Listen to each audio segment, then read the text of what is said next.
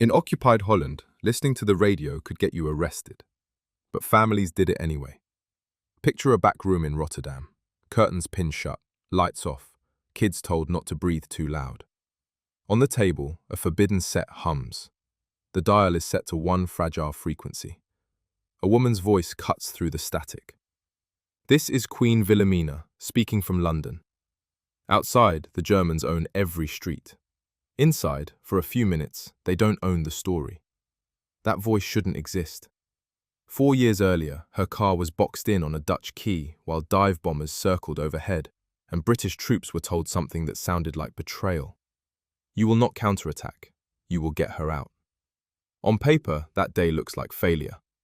British troops land in the Netherlands, refuse to strike inland, and sail away with the Queen. But the men on that pier weren't running. They were trading one kind of victory for another, giving up ground so a voice could escape and keep the country alive from exile. Our story starts on the afternoon that trade was made. May 13th, 1940. IJmuiden, Netherlands. A Dutch harbour official stood on the quay and watched British troops dig trenches in the road. Finally, he thought. Reinforcements. The Germans had broken through somewhere inland. Nobody knew exactly where, and now the British were here to push them back. He could see guards spreading out along the approaches, Royal Marines securing positions near the gangway, proper soldiers, with steel helmets and rifles. The official had been telling civilians all morning that help was coming, that the British would counterattack and drive the Germans out. Of course they will strike inland, he told one worried family. They have to. Then a motorcade came speeding around the corner. A pale Dutch official jumped out and bowed. Her Majesty the Queen. The British officer's pistol went down. Orders shifted instantly. The trenches weren't defensive positions, they were traffic control. The soldiers weren't here to fight, they were here to evacuate. The Netherlands would surrender within days.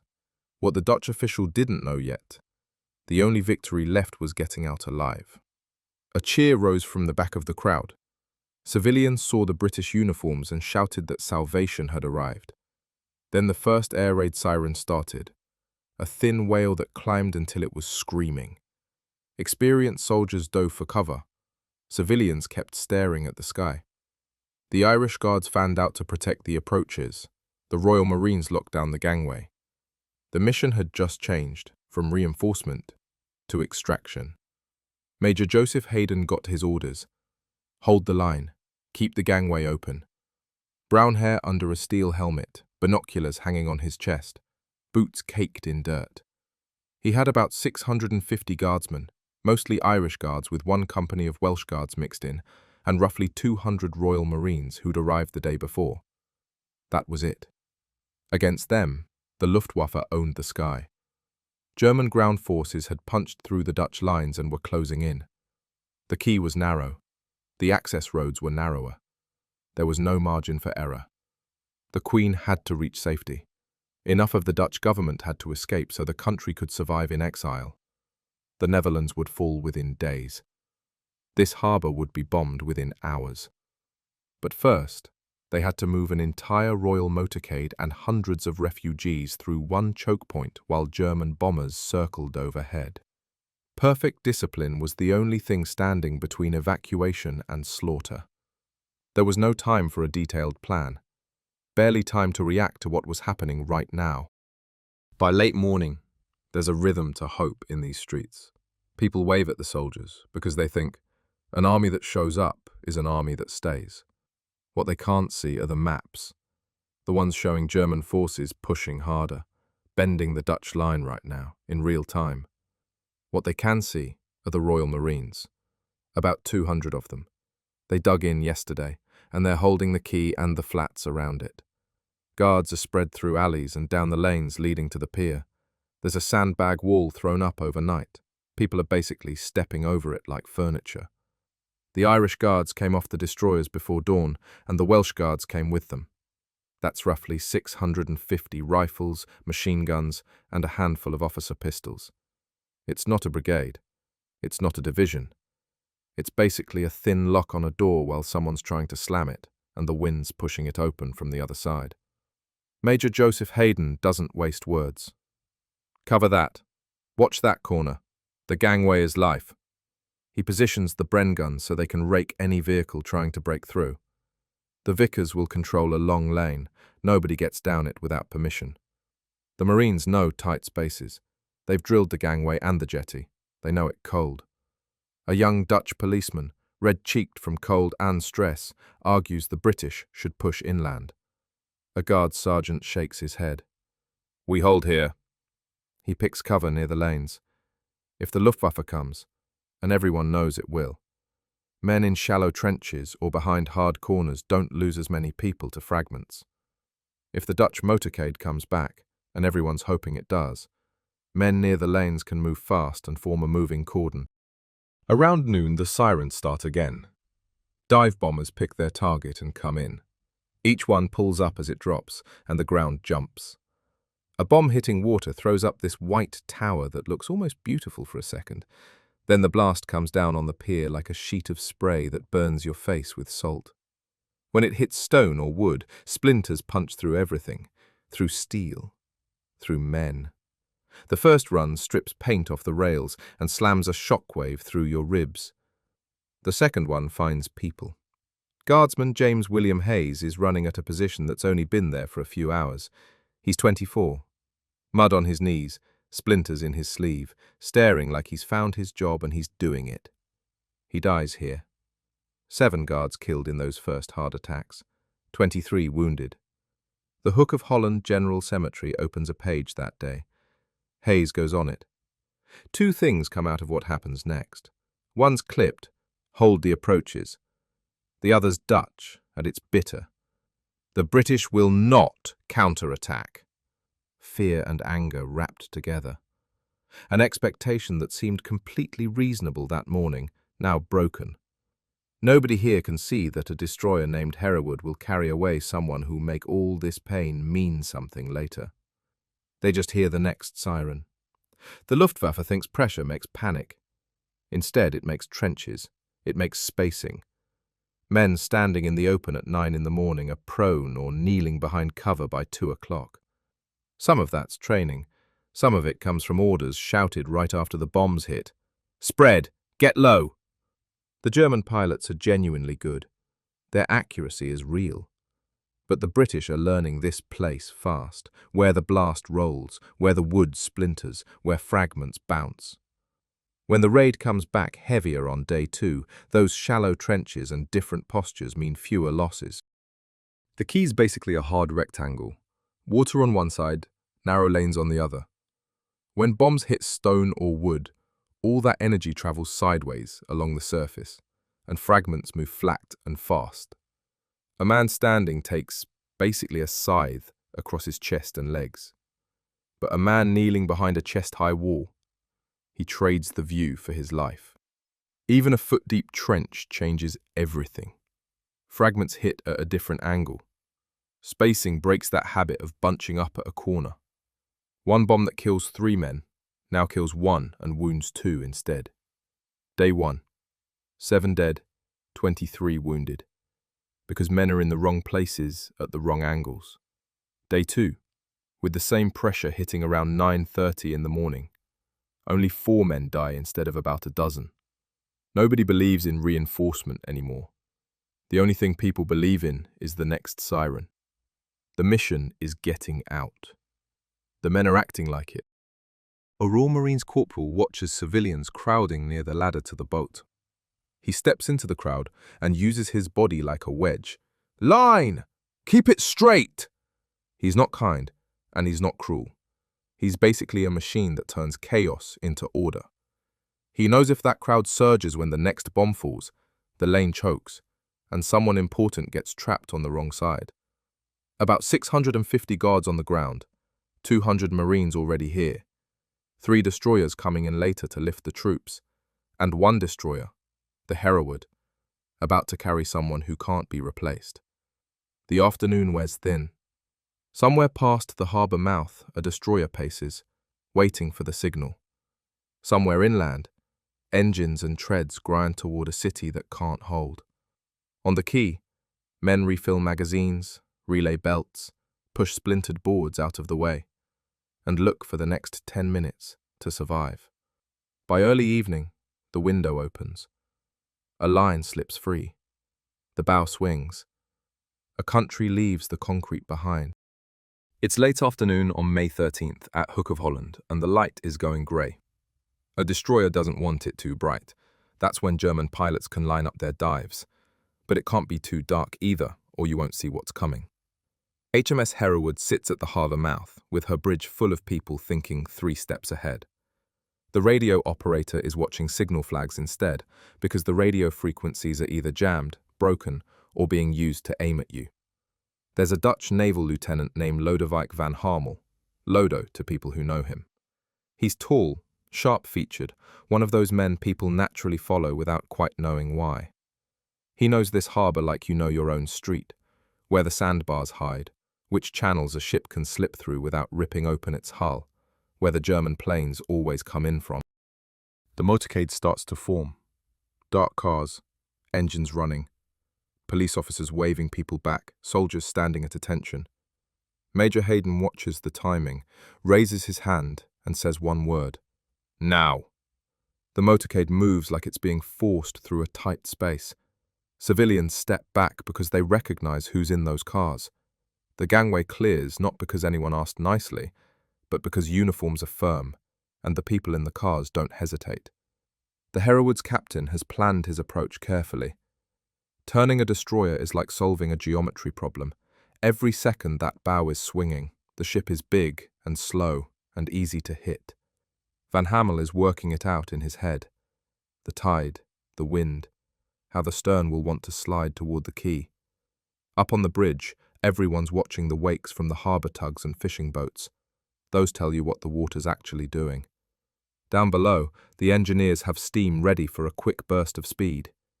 Up top, the lookouts are calling out everything, every spot that might be a plane, every plane that might just be a spot. Someone shouts from the quay, "Her Majesty!" The cars stop exactly where they're supposed to. Sailors reach out for hands and bags. The Queen steps aboard without any fanfare, because fanfare is attention, and the Germans have plenty of attention to give. A minute is already too long when you're loading the head of state onto a destroyer in a harbour under air attack. 2 minutes is basically unforgivable. The rope comes off the post. A petty officer yells something that gets lost in the wind, but everyone knows what it means. The destroyer pulls away from the stone pier. The bow turns toward the channel. The water starts churning from the screws. Somewhere south, another air raid siren starts up. A Dutch voice on the quay, quiet, almost to himself, says, "God ga met haar. God go with her." The Luftwaffe tried hard, but they didn't manage to hit Hereward. A ship that's turning and leaving wake, with small escorts around it, is harder to hit than a ship sitting still at the pier. Later, a seaman remembers it simply. She came aboard without any fuss, and then we were gone. A guard sergeant says, "We held the lane like it was a road to London." A Dutch woman watching from the rail says, "They did not go inland, they went out." One destroyer, the Queen on it. Nothing in reserve if this goes wrong. A window measured in minutes, not hours. One motorcade that can't stop. A crowd held together by breath and fear. 650 rifles there to keep order, not to fight the enemy in front. The British command had been insisting on a counterattack. Now they have to stand there and watch the symbol of the nation go the other way instead. They didn't fail to fight. What they did was succeed at the one thing that would matter for years to come. They got the voice of the nation to a place where a microphone would work, where it could reach people in the occupied streets. The government is now a passenger. The quay is a throat. Everything, every order, every decision is about keeping that throat open for one more day. Haydon watches the way that destroyer's stern slides as it moves away from the pier. He's filing it away, thinking about angles and geometry without meaning to. If they're lucky, ships will come tomorrow to lift out the troops. If they're unlucky, tomorrow's raids will be worse and the casualties higher. He orders the guns repositioned to cover those same lanes, then tells the men to eat At 9:30 the next morning, the sky tears open again. The trenches they dug and the spacing they worked out today will save lives. When the radios fail, a windmill will become a signal mast. The VIP is gone. Now we find out what happens next.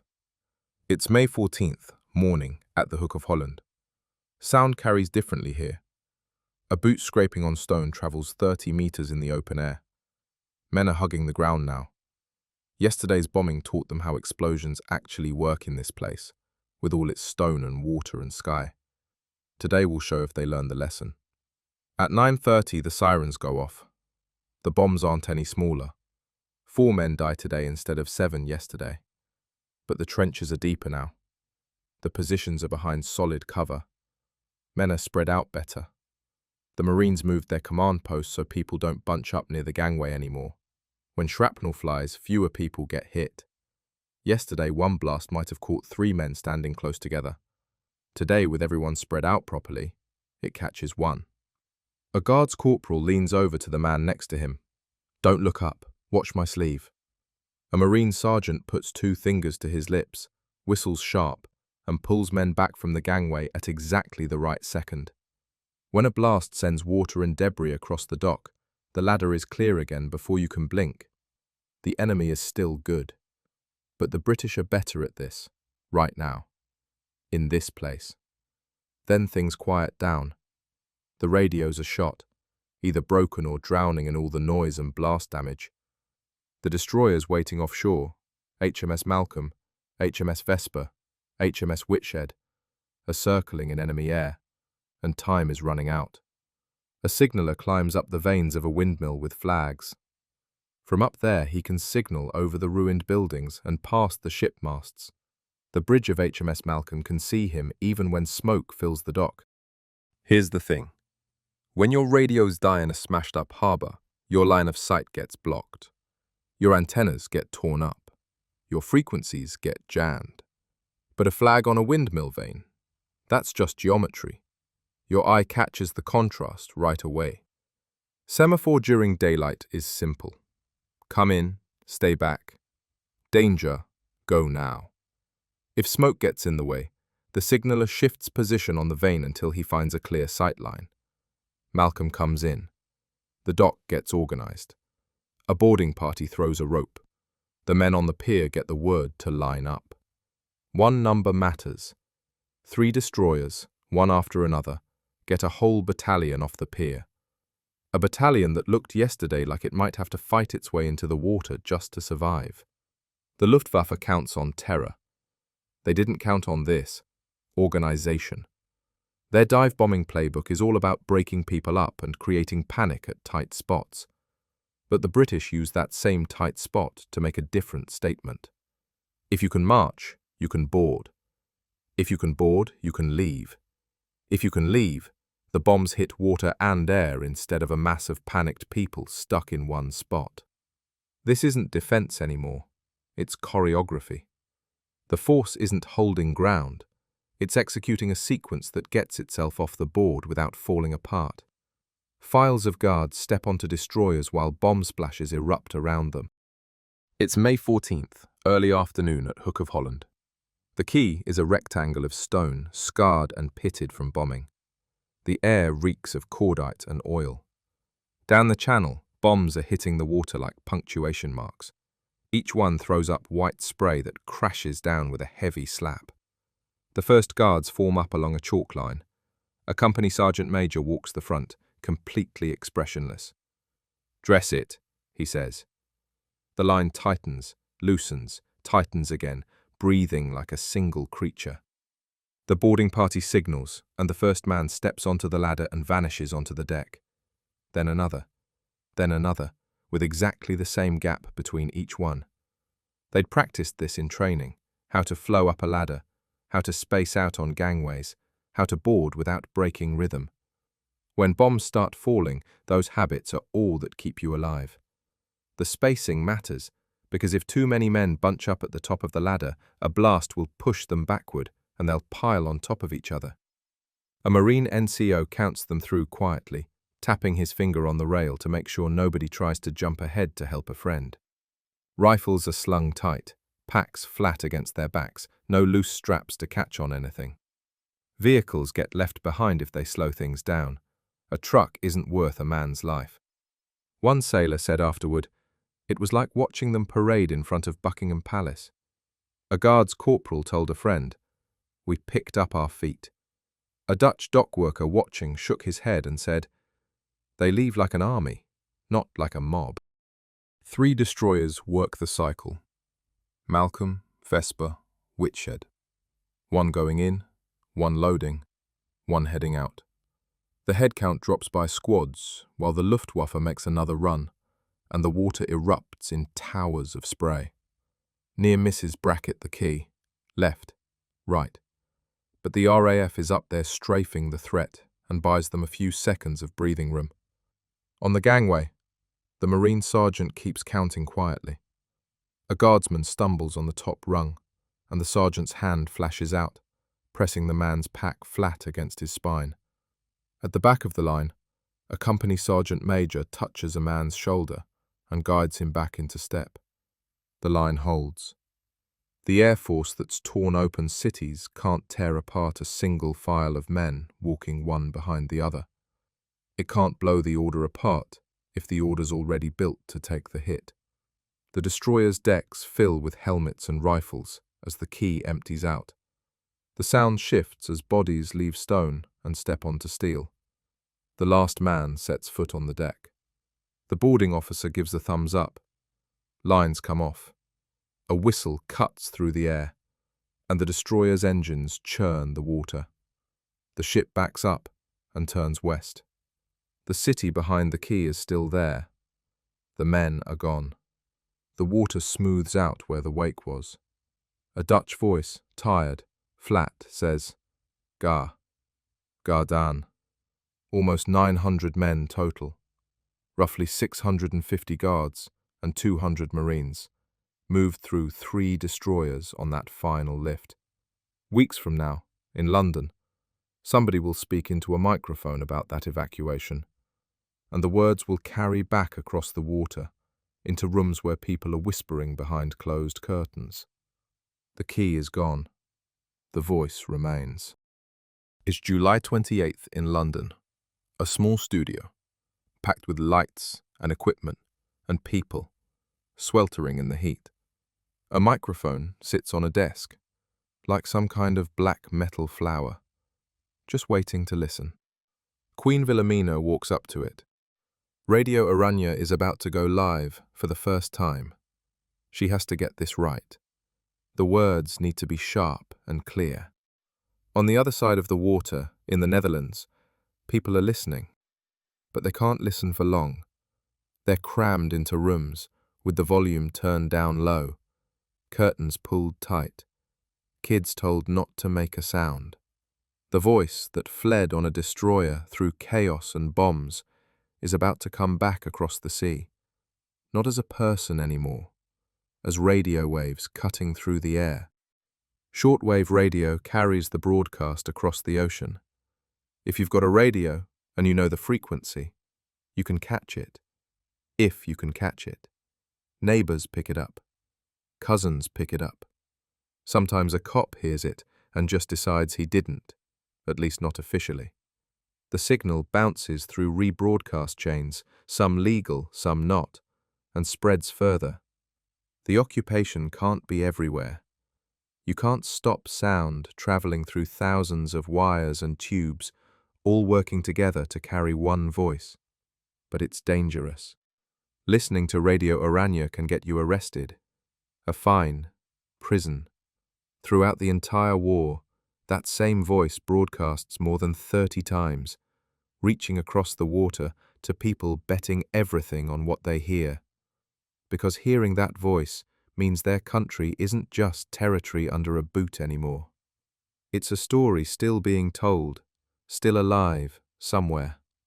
In one of those early messages, firm, precise, a promise that the Netherlands exists and will exist again, you hear someone who refused to surrender, who got out so she could keep speaking for her people. A listener in a back room in Rotterdam said it simply, She is not gone.